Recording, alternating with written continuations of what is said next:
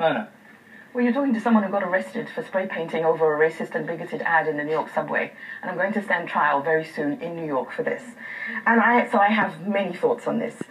First of all, in the United States, the people who go on the most about freedom of expression and it's my right to say this and my right to say that are usually old, rich white men who parade under the term libertarian.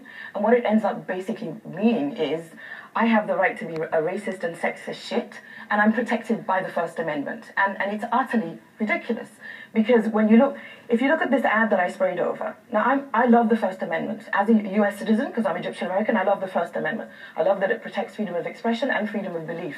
But here's the thing, if a racist, bigoted ad is protected as political speech, which it was, the New York subway didn't want this very racist and bigoted ad, but a judge deemed it protected political speech. What did it say? Are you allowed to tell us? I can tell you, because it's outrageous. It said, in the war between the civilized man and the savage, always choose the civilized man, support Israel, defeat jihad. And I thought, are you fucking kidding me?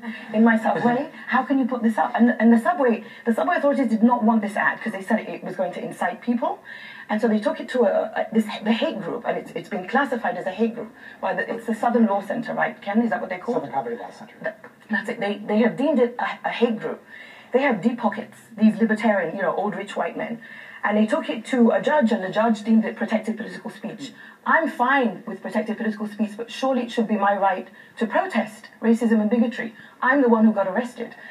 When you have an ad like that, can you imagine under any circumstances in the New York subway that you would have an ad like that either talked about the black community, the Jewish community, the gay community? Absolutely not. The reason that I protested it was because I believe, as a US citizen who's lived in the US for the past, I now live in Egypt, but I was in the US for 13 years, Muslims are fair game. So let's talk about who the subjects, or who were the people targeted by this, it's my right to say and do whatever I want. Let's, I'll just quickly go back to Tim for a response to that, because you are a libertarian, you are white, but you're not old. I'm also gay, but, and I'm not a libertarian, I'm a classical liberal, so that's my